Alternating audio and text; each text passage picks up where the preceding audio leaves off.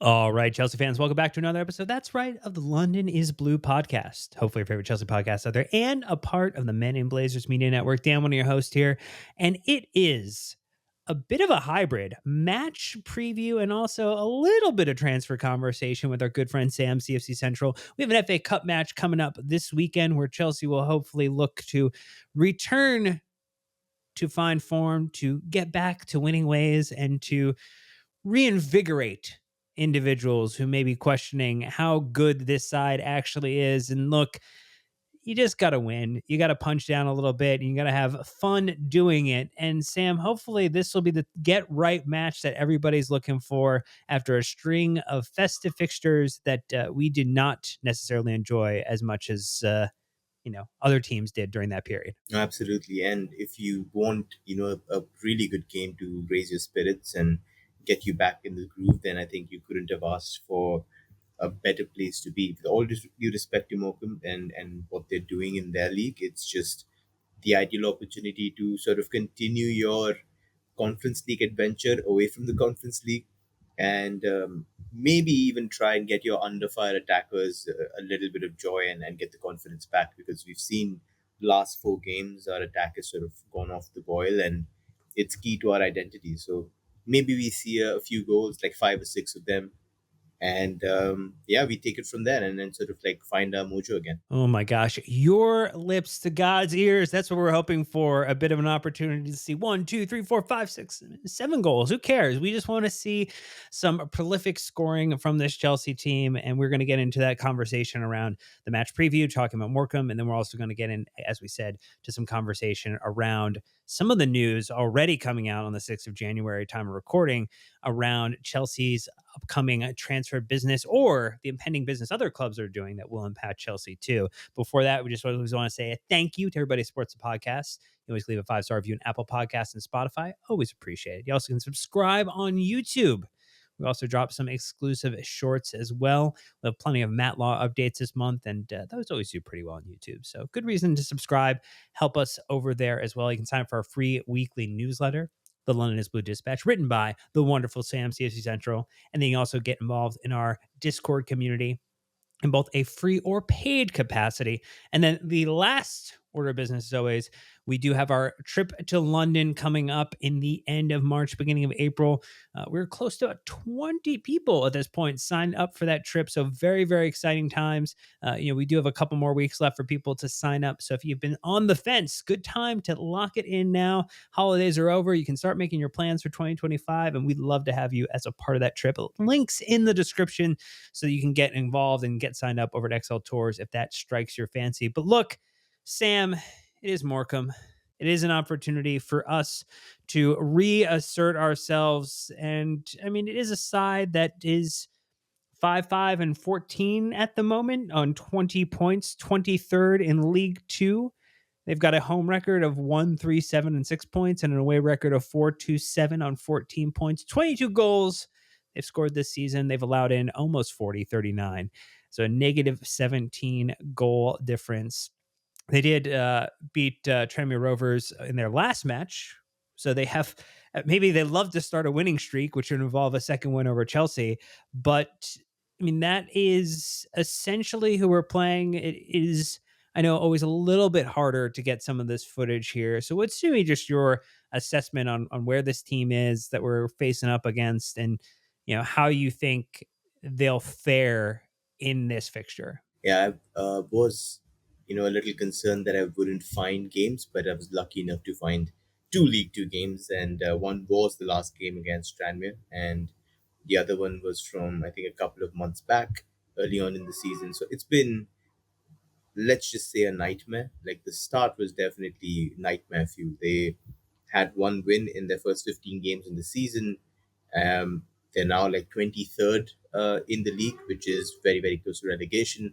Uh, After that horrible start, they won four in five, then lost three in a row, and now they had two wins in the last three. So maybe a little bit of a comeback happening there. But in general, they've been floundering. They've basically just trying to stay afloat, and doesn't look good for them in many respects. From a tactical standpoint, it's Well, the easiest way I can put it and be kind to them is like they play like a traditional English side. So a lot of the times they started with a 4-2-3-1, then in between they shifted to a back three, and after that they've just come back to their default 4-2-3-1. But it's a very Barclaysman, low possession, direct style of play. Players feature sort of like love favoring the long ball and then going back to front as quickly as possible.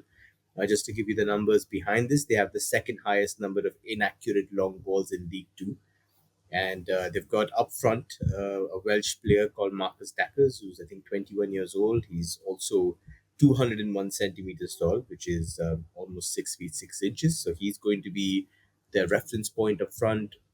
He's got games this season where he's like competed in 20-25 aerial duels, won like half of them. So he'll be trying to knock those down for the wingers in and around to try and sort of pick those second balls that will drive inside. So a lot of the times, even though they're playing like a 4-2-3-1, the wingers take up almost attacking midfielder positions to pick up those balls and drive diagonally inside towards the centre back. Um, in terms of an attacking perspective, most of the attack come through the flanks. They're not very central oriented in that regard. Left and right almost evenly balanced. I think left is 37%, right is 35% in terms of preference. The key player here in attack will be, in my opinion, the right winger Ben Tollett. He's by far the most dangerous outlet. He has 6 goals and 2 assists, which is top for Morecambe this season. He's quite a direct winger who can pop up on both sides, on the right and the left. Good with his footwork. Will try and sort of run at people and get you that dangerous cutback or a goal. So he's definitely one to watch. In terms of tactical identity, something you dissociate with teams of the past. Second best team in the air in League Two, full of robust aerial guys across the league. So, to be top in that regard just tells you that they're probably very good at utilizing that route one football. And in terms of their attacking set pieces, also very good. I think they're second or third in the league. They've scored 11 from set pieces, and that's almost as many as they have from open play. And a lot of the set pieces are dangerous, sort of in swingers going to the near post or the center of the box. And there are some very good centre backs in the air which will try and head that in. They scored quite a lot of goals from the set pieces. In fact, the Tranmere game, both of their goals in that game came from set pieces. One from a corner, which was not cleared and it came back in and was scored at the far post, and the other one from a free kick from the right hand side, which was in swinging towards goal. So definitely one to watch in that regard. But then in general, it's going to be the stereotypical sort of not going to keep the ball, trying to clear every single thing that comes at them, and then basically try and utilize something from that. So as we maybe shift from that on a couple things that they're doing well within the season or how they're returning to find some type of semblance of results that are not just a L in the column there. What about those weaknesses, though? I mean, when you're a team that's conceded as many goals as they have, when maybe there's, obviously going to be some level of talent gap between where our Chelsea team is, even if it doesn't feature every single starting, 11 player because, of rotation and a desire maybe from Resco to get minutes to players who are not necessarily featuring week in, week out as starters or even substitutes. It does feel as if there's plenty of places where our team is going to be able to take advantage in this situation and really have an opportunity to strut their stuff in a way that they've been struggling to over the past couple of matches. Yeah, you know me to be a very pragmatic guy, Dan. So I genuinely don't fluff my predictions. If I feel it's going to be a draw, I tell you. Palace, I said could be a draw, was a draw. The games before, I was a little hesitant, also turned out to be draws. In this one, I'm going to put it out there. I'll be very disappointed if we score anything less than 4 goals, because there's genuinely so much to exploit, and you have to take your opportunity. This is one of those games where you have to turn everything away in terms of the form book and just come back with a renewed sense of vigor, because we desperately need it. But if I were to pinpoint the weaknesses, I would say that they lack a lot of pace in defense. That's something that's quite evident in obviously a lot of League Two sides, but trying to play a more adventurous, pressing and sort of trying to push up in the defensive line and get close to people doesn't work, especially against nifty players. So I think there will be a lot of space in behind unless they turn up with a stubborn back five or a back six, which tends to happen in the magic of the FA Cup, where giant slayers love sort of sitting back and nicking that one goal off the break, and we've kind of struggled to break down those kind of defenses. But hopefully the quality will tell. But in general, it looks like there's a pretty slow defense that fails to stop shots, block shots when they're rushing off the line, which can be sort of sped past 1v1 situations. And this is back like from all of the back four. Like if you're going up against the fullbacks, 1v1, they're very vulnerable. If you're going against the centre backs, lots of clumsy fouls, lots of, you know, um, hesitation in terms of stepping up or sort of going back against quick players. So I think you can exploit that backline with any of our attackers, and hopefully there'll be like good 1v1 attackers like Tyree George on the left hand side will be able to get past. So that's definitely one to watch.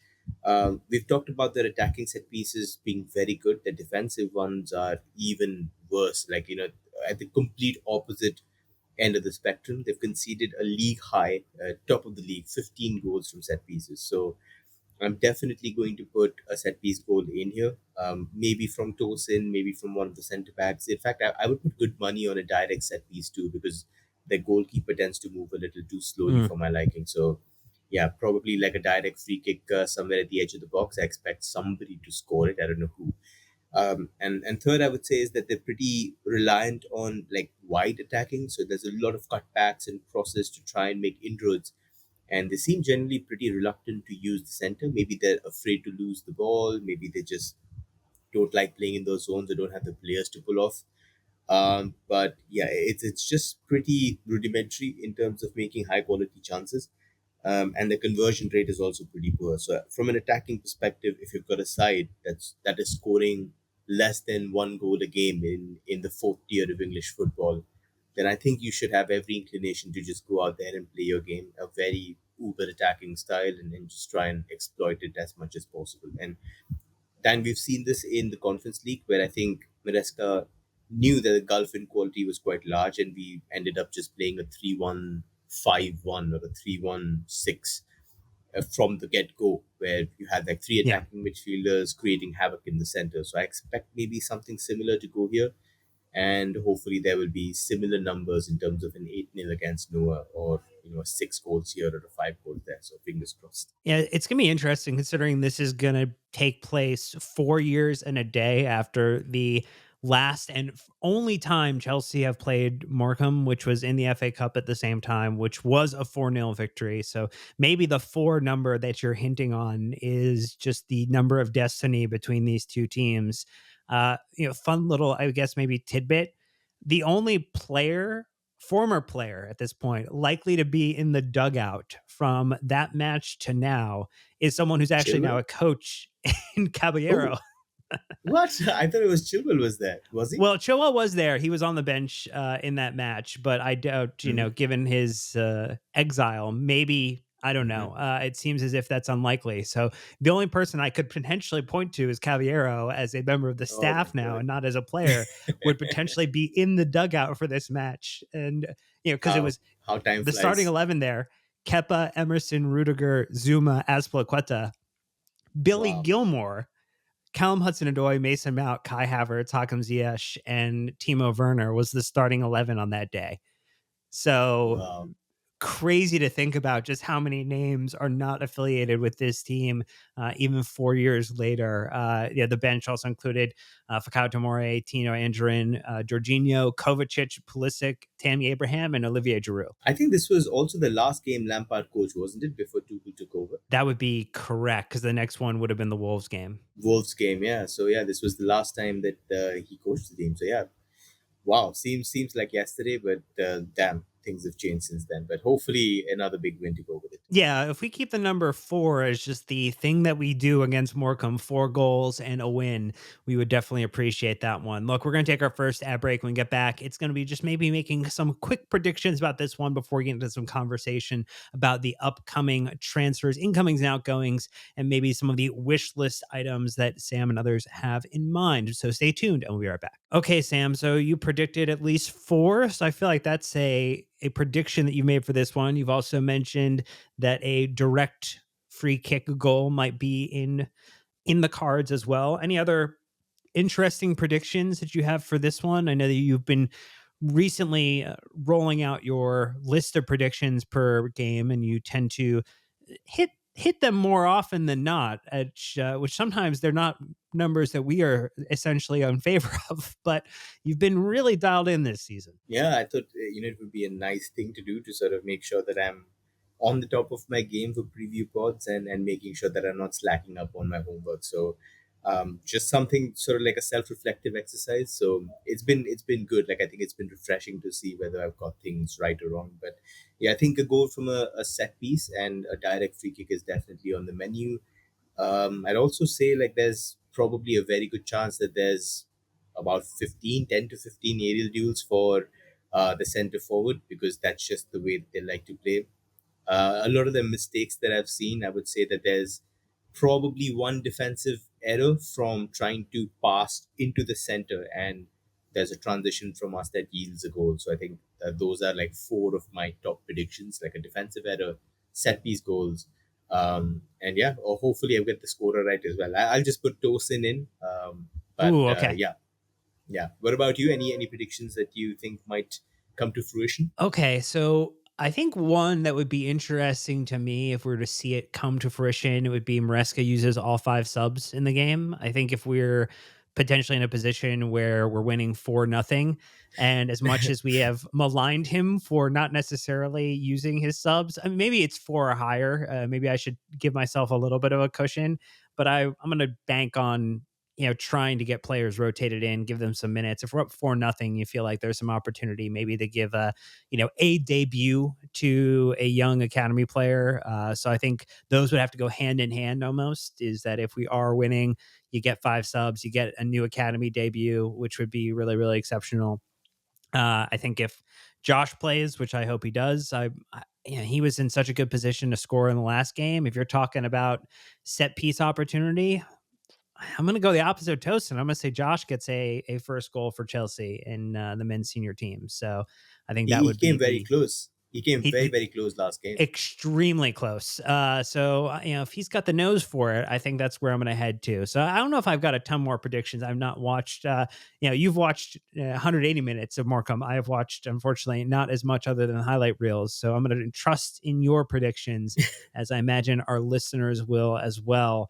Any other thoughts on this one in terms No, of what we may or may I not was see? just going to, I was just going to ask you whether you have like a set 11 in mind in terms of who you'd play and how you'd rotate. I mean, we've got a week's rest before Bowman, so I think that'll be quite interesting in terms of how you handle the rotations there. I guess the big thing to me will be is we've not seen any of Reece James, and so like, is it just going to be that he magically starts this game and plays maybe one half, plays 60 minutes just to feels like that would be a bit of a stretch to come back in and do that.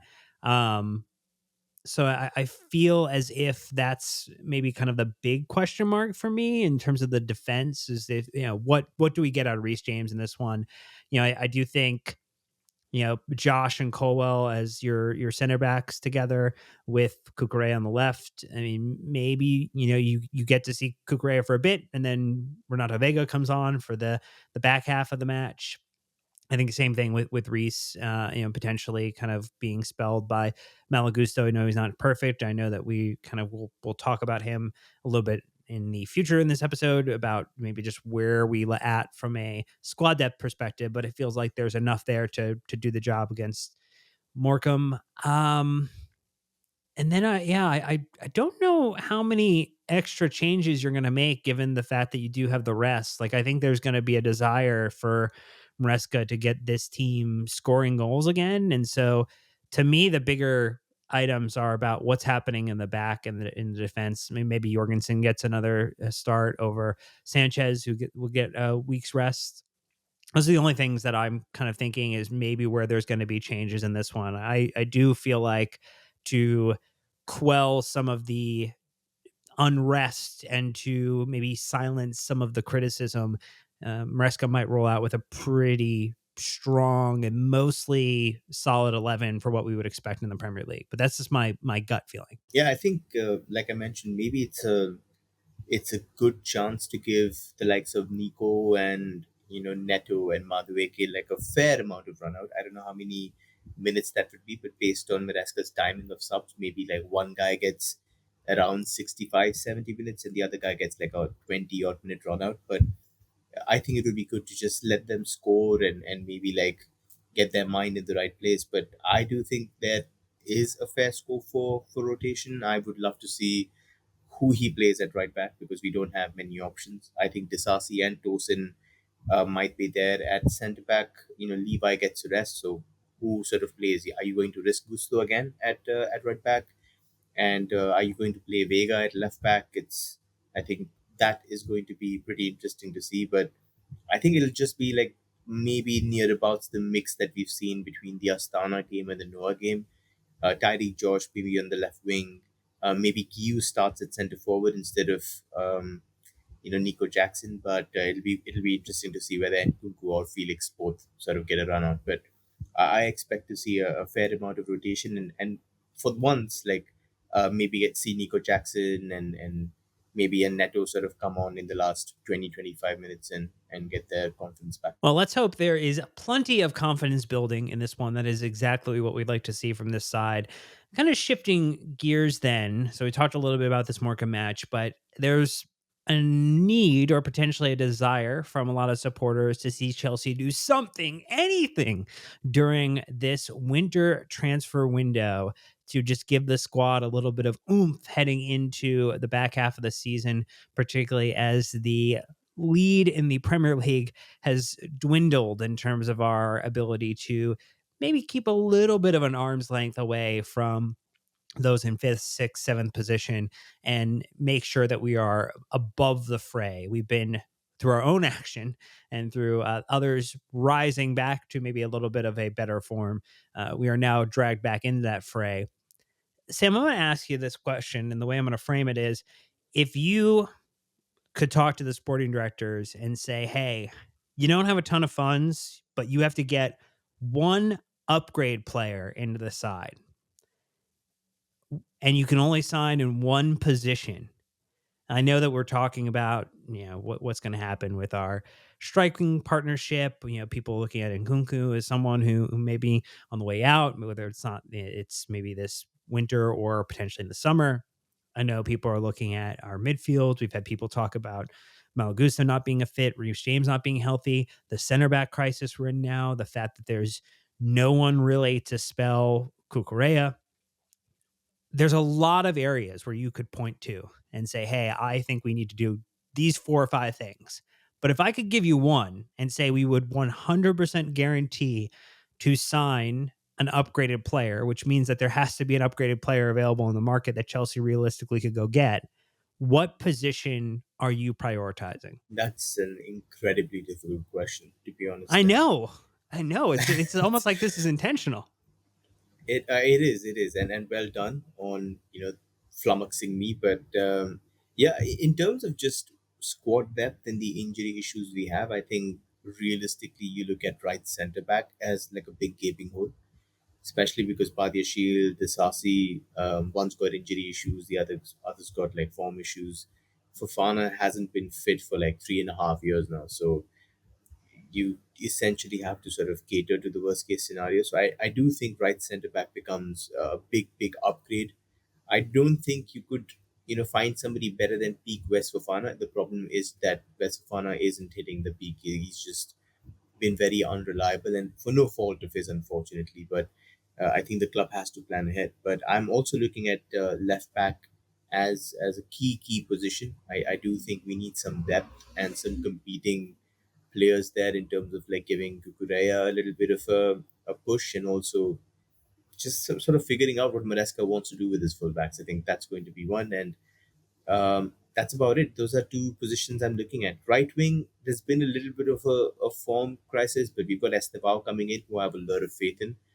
And central midfield, I'm extremely happy with Andre Santos. So I don't think either needs a little bit of an upgrade. But yeah, if we would have got Samu or Duran to compete with Nico Jackson, that would have been like the perfect squad for me. So those three positions, you could pick any of those three: center forward, left back, and right center back. And I wouldn't argue with you. I know people talk about goalkeeper as well, but I think that's a much difficult position to get right. So much depends on variance and form and confidence and defensive units. So I genuinely would be okay if that's sort of like a later priority. But those three positions, then. Yeah, and I think that that tracks with where most fans and supporters are looking for Chelsea to do something or anything this window. And know that we've, seen Nico go a little cold, but he's still contributing to, and has contributed some significant goals this season.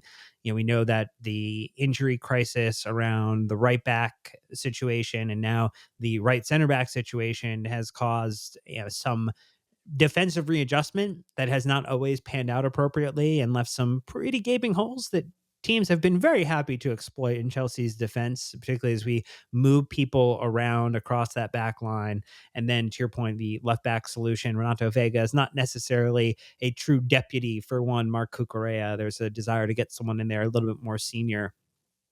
When we think about then maybe some of the outgoings that have to happen, or maybe before that, you mentioned Andre Santos. So we'll maybe just talk about this one real quick. If you are making the decision to bring him back or let him finish out the season at Strasbourg, knowing that Lavia may come back healthy, but obviously has some repeat injury type of history and potentially could come alive for 4 or 5 games and then be unavailable for the remainder of the season. Are you bringing him back, or are you keeping him at Strasbourg and planning for him to be just a next season solution for Chelsea? I mean, in ideal circumstances, if Maresca is absolutely certain about this, then I would bring him back. But that's the thing. I don't have faith in Maresca sort of like prioritizing development over whatever squad planning that he has in his mind. So he's already got a bloated squad. Lots of them need to leave. It's just becoming the same issue that Graham Potter had at one point in time, where we've got players who are not playing. There's some disciplinary issues here and there. Guys who are not even in the squad that we bought this summer. So I'm pretty sure there's a lot of disenchantment that we're not hearing about. But I mean, look at Santos. He's growing really well. He's developing to the point where performances have been absolutely stellar and consistent in one of the best leagues in Europe. So why would you want to disrupt that? Hopefully, you'd be able to give him those extra 6 months where he's playing day in, day out. And he comes back next season ready to stake a starting claim next to Moises Caicedo. So that would be my ideal plan. But if top four depends on him coming back, and Maresca absolutely knows that he would prefer him over Lavia, get him back in Jan. But you have to have a plan. It's not send him to Nottingham Forest after they bought two centre backs, and then figure out like why did this loan go wrong. That kind of shit planning doesn't fly with me. So hopefully they've got that figured out before the window shuts. Yeah, and I mean, he has gotten a significant amount of playing time so far. He's over 1,300 minutes in Ligue 1 with 15 matches played. The 6 goals he's accumulated, which is above his expected goals of 3.3. So he is having an opportunity to really impress there. Strasbourg currently in 10th in Ligue 1 on 20 points, though just recently they have been one of the sides that has flirted more with the idea of relegation than necessarily staying comfortably up in this moment.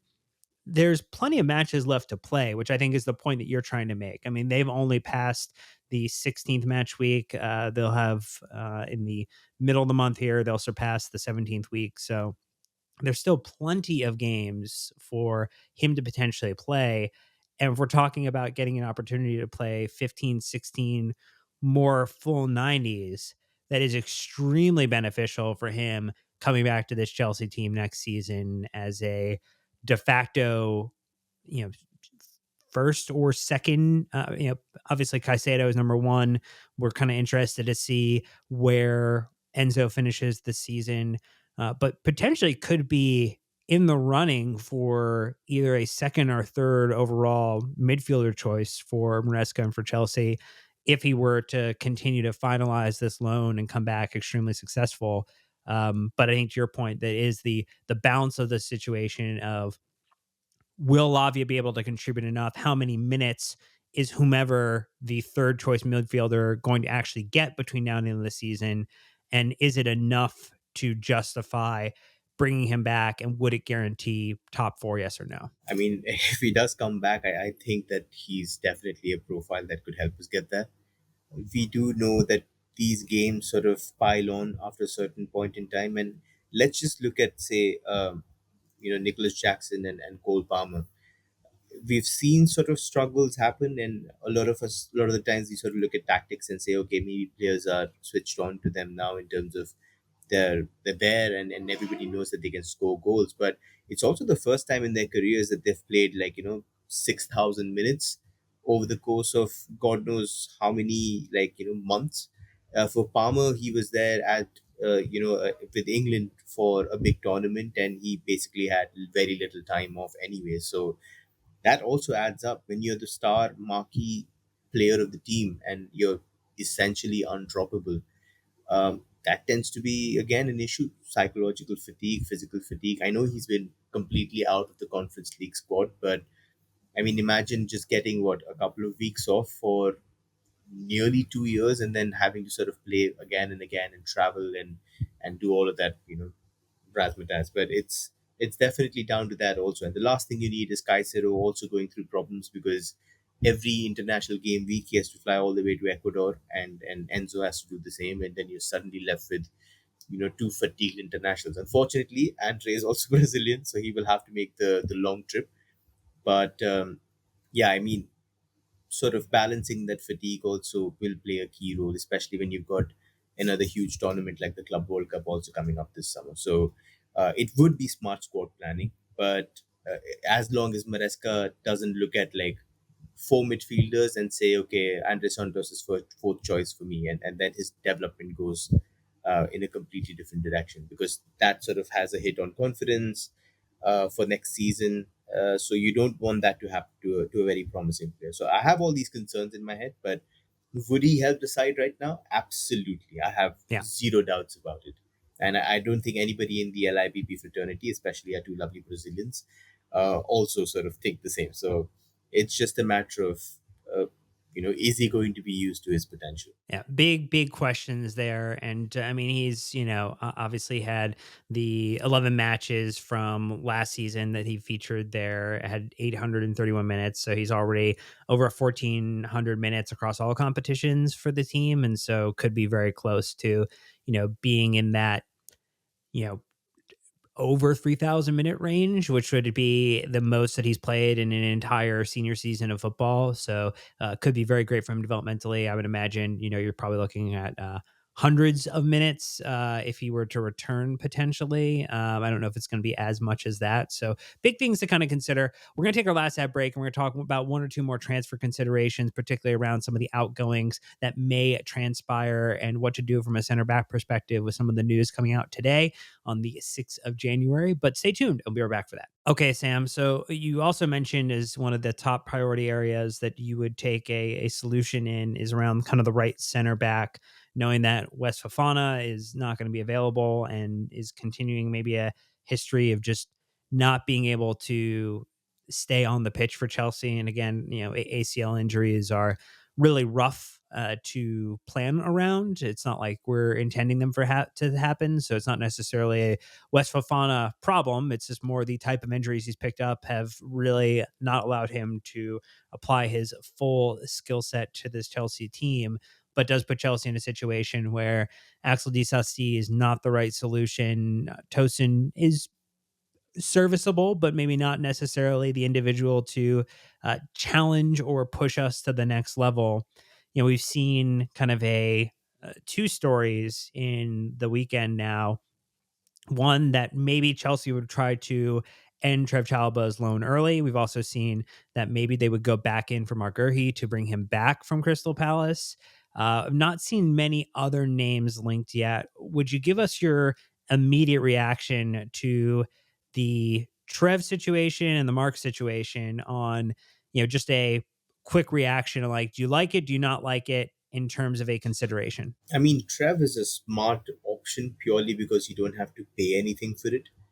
And, he's obviously match fit. So it's not like he's been sitting on the bench or not getting any action. So just getting him back gives you rather a lot of flexibility. I do think he's better than Disasi in a lot of respects. So why not? If it's a short term fix, I don't think Trev would be against it to be, in the fray and uh, make those appearances his. But he's also somebody who's played at right back. He can also slot in Yeah. as the wide centre back on the right hand side. So that would be quite good. But then again, begs the question what happens to Josh Achimpong after he signed his long term deal, and maybe some assurances were given there. And I can hear a lot of people moaning saying, why would we care about a 17, 18-year-old youngster from the from the academy? But it matters. It absolutely matters for guys like him, especially the guys who are making a big impression, to have that pathway and not see it obstructed by anybody. But if it's a short term thing, then I think if you want experience, then it makes sense to bring him back. With Gehi, I have concerns regarding what price he comes at. Um, I don't think he's an upgrade per se, but there's a lot to like in terms of being very quick, somebody who's happy being aggressive, somebody who's very good in ground duels. I'm not too sold on his aerial competency. I think his centre back partners tend to do better than him, but there is no doubt that he's very good from a defensive standpoint when he's tackling or when he's making interceptions on the ground. But how much are we going to pay for him? Um, is he going to be a good fit next to Colville? Also, a big question. But yeah, other than that, I mean, it's at least targeting somebody who's PL seasoned, somebody who knows the club very well, and obviously would add a lot of leadership qualities as well. So don't hate it. I don't hate it at all. In fact, I like Kehi as a person and as a player. So not against it, but we'll have to see the optics of the deal to be absolutely certain. And just to add, Dan, the RCB market is um, quite interesting. There are players who are very young and have little to no time in terms of like the big leagues, or like in the Eredivisie, where you generally don't want to make those gambles from the Eredivisie to like the Premier League. Then there's a group of players who've stalled, like Diomande and maybe Thomas Araujo, not Thomas Araujo, sorry, Antonio Silva, and a lot of other guys who maybe haven't progressed as well, but and also will come at a very premium price. And then there are guys like Gehi and maybe like a couple of other centre backs in the Premier League who could sort of like fit that mold. But again, since you're buying from a PL rival, you will have to pay over the top. Wages come into question. So it's just maybe going for the safer option. And when you are in that situation, when you have to make those very quick choices for a player, then you might as well go with somebody that your club knows everything about. So I think that's the dynamics here at play. It almost feels like to me if I were stack ranking the choices just upon like least bad, and also like less impactful to long term, but give you kind of the flexibility in the short term. So, if we sign someone like Mark Gurhey, you're gonna, probably put him on some, one of our wonderful, 6, 7 year kind of deals at this point. Maybe you get him down to one of the 5 year deals, but that's gonna get you locked into a pretty high kind of annual amortized fee for him. The Trev deal is probably the most interesting to me. I know you mentioned the knock on concerns to Josh, but we have zero understanding about where Reese's true fitness is because we haven't seen him play yet, and maybe we'll have more answers after this weekend. It feels as if he's a wonderful potential kind of consideration for starting in that right right fullback type of situation would really give us some additional attacking threat that we haven't seen from Malagusto in that perspective. And the passing combination in that back line then of Trev and Levi Colwell for some of the challenges we've had, maybe going over the top or trying to break down some of these more stubborn sides, would really get improved in that type of scenario. Doesn't put the club in any type of long term stress. I mean, it does obviously put them into maybe a position in the summer where they have to go sign for that player and sign in that position, but doesn't necessarily stress the club for a multi-year type of commitment. And maybe that's where I'm at, is I feel like there's a lot of bad business that can be done that you feel like would get the job done for the next 5 months in this next 30 25, 26 days. I just feel like how you have to balance it as best you can, because you're anytime you're signing a long-term contract, that's going to have a knock-on impact to players coming up, to the business that you can do, to the funds that are going to be available, and there's a lot of considerations there. Yeah, I mean, the same with Reese. Like, I know people say that he's going to be the guy who offers a lot of attacking thrust, who gives us openings. I mean, he had this phenomenal season in 21-22, wherein 22 starts, he had, I think, 14 goal contributions, which is phenomenal from fullback. But in the 30 games that he's played after, he's had one goal and three assists.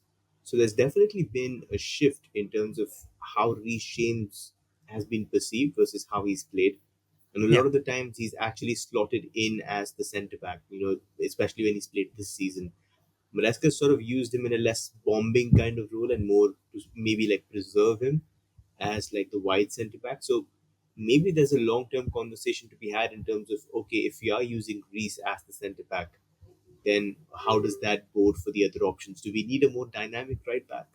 Do we need a more dynamic left back to sort of balance the entire defensive structure? So it is like you said, a situation that you don't want to get stuck in, where you've committed to Reese for a long term contract. But for him, you can make an exception because he's from the academy, probably a very notable face, is by all means an excellent role model for anybody coming from the academy. But maybe all of that, the same principles, you can't really apply to West Fofana, who's played like, I don't know, 10, 15 games in the last 3 years for the club, is on high, very, very brutally high wages. We also paid a premium fee for him. So Yeah. it does look like a very bad investment. So you don't want it to backfire on you. So that's where the club needs to be smart about it. You don't want to make hasty decisions, especially in January, and maybe play it safe and get like Chalobah back because you already own him.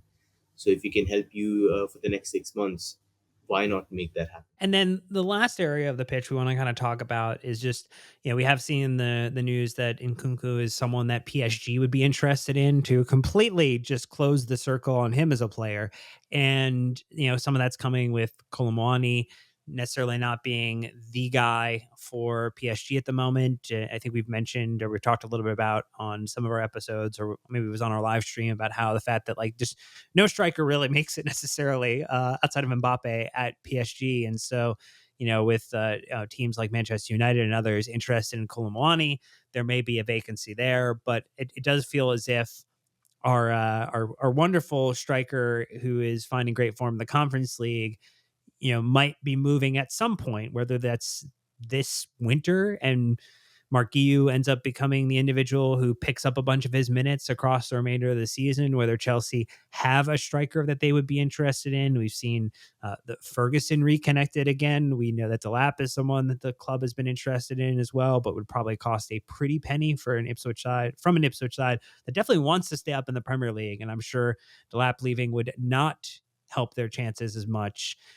What are your thoughts on some of the striking combinations, incomings, outgoings? We'll leave the winger conversation for a future episode because there are plenty of other considerations to make there too, and we want to talk a little bit more about Esteva in a kind of longer fashion around that situation. Yeah, please don't sign a striker in January. They don't tend to work very well. I think Unless their Andy name is Carroll has Olivier shared. Giroud, right? Like that's the most recent example I can point to. It's like, oh, that one worked. Like Higuain Yeah, did but not work. But that was like what, 11 million I think we signed him for. That was a Absolute bargain, phenomenal business. Yes. phenomenal business, and proven goal scorer in the Premier League. So obviously somebody who did wonders for us, and key to so many good wins. But in general, think Fernando Torres, I think Andy Carroll. You shouldn't make hasty decisions in January, and I'm pretty sure that the striker shortlist, has been in the SD's office for a long time. But at this point in time, I think it helps to be a lot more resourceful rather than impulsive. So I would be a little cautious. I think we do need somebody to push Nico. I completely agree with the fact that maybe we do need a younger profile with slightly different characteristics, more of a poacher, more of an aerial threat. I think Samu would have been absolutely phenomenal. You and I prepared an entire player profile pod only for it to be cancelled right the next hour. So Oh it yeah. still hurts. It still hurts pretty badly, but we've done a lot of those over the years. So but yeah, he would have been sensational, as would have John Duran. But hopefully, we've got a couple of other names that nobody else knows about. I'm watching mostly centre backs right now, younger ones, to sort of figure out where we might be going. But in terms of strikers, again, so many equations in terms of price, and they are like the most premium players you can buy. Like Jokesh will go 120. He's not the right age for us either. All of the younger guys we were tracking, Benjamin Sheshko, not really having a good season, 6 goals, I think, in 15 games. A lot of the other sort of promising players have also trailed off. So, where do you go? And would you be, I don't know, sort of like adventurous enough to go for a striker who's not had top five league experience? That also plays into the equation. So, I would be quite cautious at this point. And there are some other things that I have confided in private to you and Nick in terms of who should play centre forward in our current squad, who I think would do a pretty decent job. But for trying to protect my reputation and not get pelted by tomatoes, I should keep that name to myself. But other than that, I think it's just trying to focus on outgoings, trim the fat, and essentially sort of prepare your squad for whatever reinforcements you want to make. And like we said this in the last pod, who are your Allison, who are your Van Dykes? That should be the priority for someone. Big signings, proven ones that elevate your squad, not just fit it. Well, we will have plenty of opportunity to talk about those as we get closer to the summer, as we know that the transfer window is underway, it is open, and Chelsea are looking to do some type of business, but hopefully it is the type that elevates the squad and isn't just a horizontal type of change, player for player replacement. And we want elevation. We don't want to stay in the same plane of existence. We want to transcend and make sure that this team is as capable, as able to vie for top honors across all competitions. So that's going to do it for this episode. Thank you so much for taking some time to enjoy it. If you can't or haven't done it yet, leave 5-star review on Apple Podcasts or Spotify. Make sure to go subscribe on YouTube. Getting subbed up for the weekly newsletter, London's Blue Dispatch. Come join us in the conversation Discord. And if you're interested in our trip to London, links in the description with our friends at XL Tours. I'd love to have you involved with that. But that's going to do for this one. So until next time, Chelsea fans, you know what to do. Keep the blue flag flying high.